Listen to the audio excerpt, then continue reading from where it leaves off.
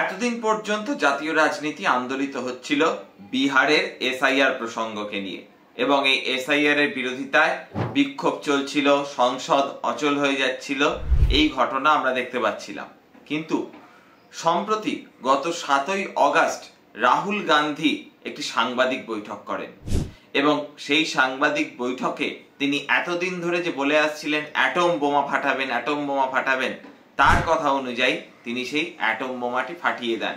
সেটা হলো নির্বাচন কমিশনের বিরুদ্ধে তিনি সরাসরি অভিযোগ আনেন যে নির্বাচন কমিশন বিজেপির মদতে ভোট চুরি করছে, বিজেপিকে জেতানোর জন্য ভোটার লিস্টে কারচুপি করছে জাতীয় নির্বাচন কমিশন। এবং একটি ঘন্টাখানেক ধরে এই সাংবাদিক বৈঠক চলে। সেই সাংবাদিক বৈঠকে তিনি বিভিন্ন লাইভ প্রেজেন্টেশন দেন।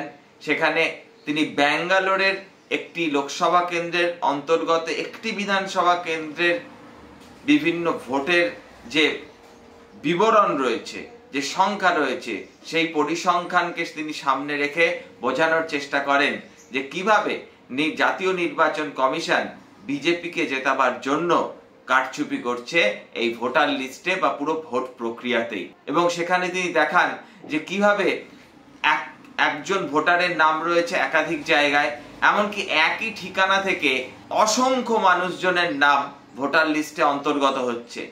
এবার এই যে ভোট চুরি বা ভোটার লিস্টে কারচুপি, এই অভিযোগটা কিন্তু মহারাষ্ট্র এবং হরিয়ানার বিধানসভা নির্বাচনে যখন ইন্ডিয়া জোটের প্রার্থীরা পরাজিত হন তারপর থেকে কিন্তু রাহুল গান্ধী করতে শুরু করেছিলেন। এবং সাম্প্রতিককালে এসআইআর এর ঘটনাটা সামনে আসার পর থেকে তিনি বারবার তোপ দাগতেন যে নির্বাচন কমিশনকে আমি সতর্ক করছি, আপনারা যদি সংযত না হন আমি কিন্তু অ্যাটম বোমা ফাটিয়ে দেব। শেষমেশ তার কথা অনুযায়ী তিনি অ্যাটম বোমা ফাটালেন। কিন্তু এটা কি অ্যাটম বোমা নাকি কিছুই নয়, শুধুমাত্র একটা ভ্রম, সেটা নিয়েই উঠছে প্রশ্ন। কারণ রাহুল গান্ধী এই সাংবাদিক বৈঠক করার পর থেকে নির্বাচন কমিশনও হাল ছেড়ে দেওয়ার পাত্র নয়।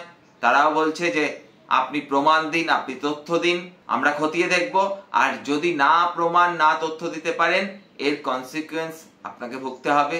এবং নির্বাচন কমিশন যতটা না বলছে তার থেকেও বেশি বলছে বিজেপি।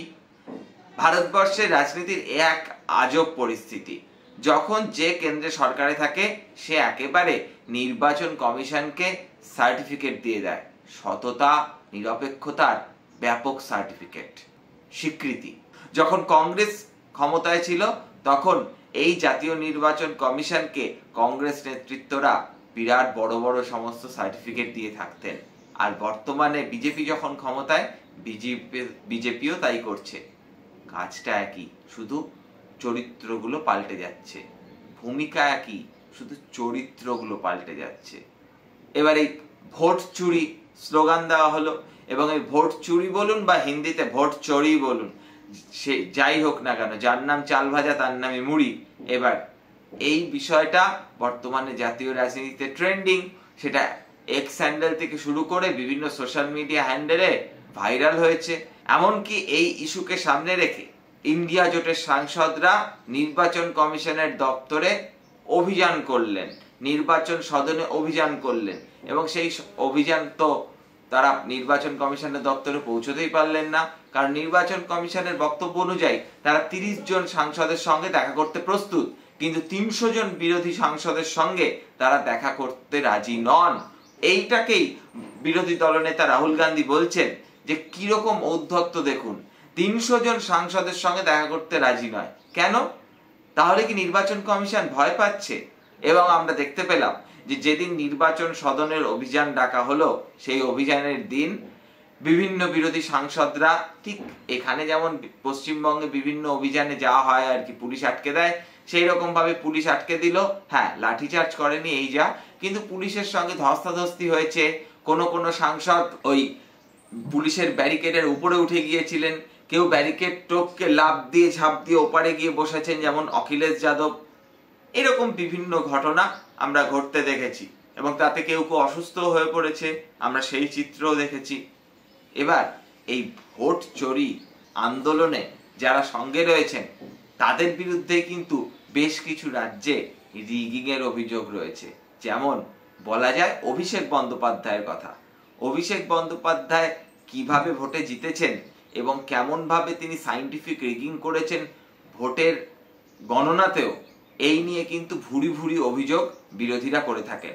তাই অনেকে আবার কটাক্ষও করছেন যে ভোট চুরির অন্যতম বিশেষজ্ঞ ফলিত রূপকার অভিষেক বন্দ্যোপাধ্যায়কে সঙ্গে নিয়ে ভোট চুরির বিরুদ্ধে আন্দোলন, তা কতটা যথার্থ এই প্রশ্ন থাকবে।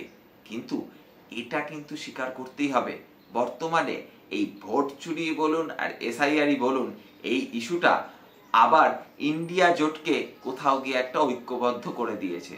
মানে যেসব নেতারা এই সেদিন পর্যন্ত বলতেন যে ইন্ডিয়া জোটটা হয়েছে ওই শুধুমাত্র ভোটের সময়ের জন্য, এমনকি আম আদমি পার্টি যখন ইন্ডিয়া জোট ছেড়ে বেরিয়ে গেল তখন তো প্রশ্নই উঠেছিল যে ইন্ডিয়া জোট এবার ভেঙে গেল, আর ইন্ডিয়া জোট বলে কিছু নেই।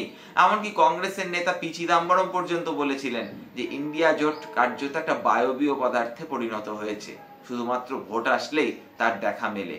সেই সমস্ত কিছুর বাইরে গিয়ে এই ভোট চুরির ইস্যুটা কিন্তু মিলিয়ে দিল ইন্ডিয়া জোটকে। ওই কবি বলেছিলেন, মেলালেন তিনি মেলালেন। আপনাদের আজকের এপিসোড যদি ভালো লেগে থাকে, যদি ঠিকঠাক মনে হয়ে থাকে, তাহলে লাইক করে দেবেন।